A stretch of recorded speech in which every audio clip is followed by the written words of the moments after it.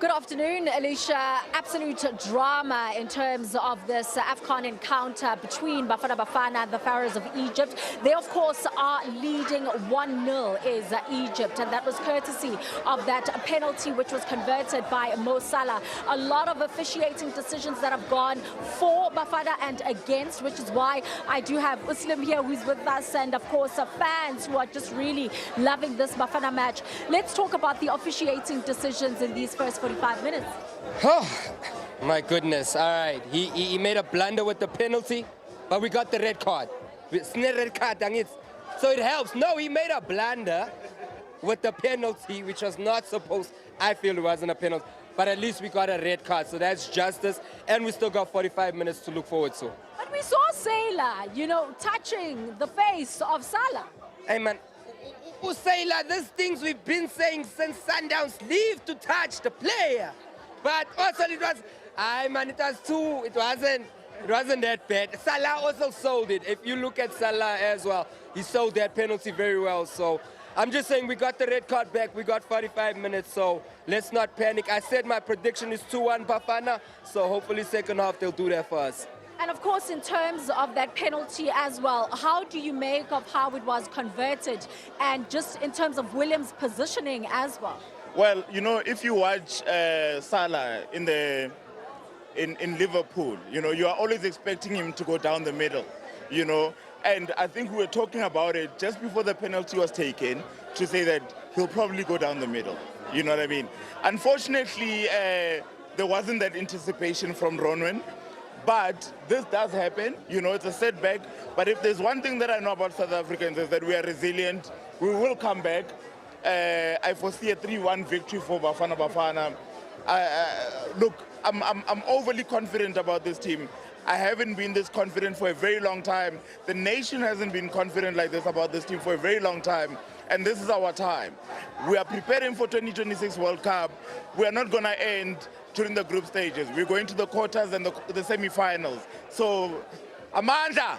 I love that. I wanted to also talk about, just in terms of the starting lineup and the inclusion of Umbata over Umbule. Do you think that the coach is going more defensive? Because we just see them absorbing a lot of the attack from the Egyptians. I think Mbata and Mbule is the same kind of player. You know what I mean? Mbata might be more defensive, but he offers you that threat. You know what I mean? We've seen him doing the long ranges. I don't know why it's not coming today, but I still believe that, I said in the interview that I do believe that he'll do that. So, I'm excited to see even Muremi in the starting lineup today. So I feel that if it was not the penalty, we don't know. So now the penalty has messed up a bit of that situation, but he red card corner. So let's see him in the second half. I think coach should give him about 10-15 minutes and see what it is. If not, then bring on Mbule and then, yeah. It is very important that Bafana now have that player advantage. And now the question is going to be how they capitalize on that. In terms of the bench that we have, because we know we've got quality on the bench, what does Coach Hugo Bruce do now? Because you are trailing against a very dominant Egyptian side. Look, if you're losing, you can't lose any further than you're losing, So my thinking is that bring on Mbule, let's have some creativity in the middle, you know what I mean? Bring in Mufukeng to be impactful, to bring in those passes to Forsla, to bring in our police into the game, you know what I mean? Those are the kind of players that we need to come in, now to change the whole game, you know what I mean? We can't stay defensive forever, you understand? But I like our wing backs, they're playing so well, We need more crosses into the box, you know what I mean? Because we do have the aerial height, we do have the capability within Forsla there. So I think that it's a matter of bringing in an introduction of some form of creativity in that midfield especially, you know what I mean? So I would like to see some Mbule coming in. I would have preferred him to start the game and then rather have Mbata come in just to close it off, because we know that Mbata can also be a bit defensive, you know what I mean? But Mbule would have been able to carry it for the 60 or 70 minutes, you know what I mean, with a little bit of creativity. Take some shots at the goal, you know what I mean, intimidate the defense a bit, you know what I mean. But let's see what happens in the second half. But we trust in our coach. He's a great coach. I think he will make some very impactful changes. Absolutely, and we speak about how much the likes of Lyle Foster, Osborne Apollos have not been they're not fed that ball through, and just in terms of the number of shots on target, it's just not the same as it was against Angola. Yeah, it'll come. Like, I believe, like, he wanted Rele was a good substitution. He wanted Mbule. I'm saying there's a boy that plays in Belgium, Chandra Campbell.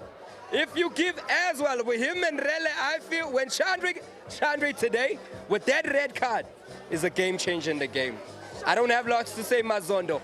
Chandra as well. With his substitutions, Chandra Campbell will definitely change that game for Bafana. All right, and then before I let you go, because the second half will get underway very soon, just in terms of the Egyptians and how they have lined out, do you think they should continue the way that they are going into the second half, or do you see maybe areas that can be exploited there? So look, what I did notice is that in their midfield, so they're good going forward. Their striking force is very well balanced. You know what I mean? But I think with our introduction of a great midfield, a more active midfield, we can actually break down their defense much better. You know what I mean? Get those through passes in. You know what I mean? So that we can. I'm hoping to see Mahopa come in the last 10 minutes or so. You know what I mean? Just to break down that defense even further. Just to bully them a little bit. Oh, you know what I mean? Because they are a bit physical. We know that the Egyptians are physical and they are good aerially as well. So we need to come up with different strategies as the game progresses. You know what I mean? But in terms of their formation, we know the Egyptians we don't need to talk about the Egyptians formation. They've got a strong team. You know what I mean? It's what we do in order to compete with them at that level. And I think we can do it, guys. Pound for pound possession. Do you see the ball possession? We have more ball possession than them. So with the right substitutions now, it's a chess game. I'm telling you, 45 minutes to go. Are you also a little bit worried about the yellow cards that we have been getting as well? Because going into that second half, it could easily then be 2 yellow cards red, and we're also now down to 10.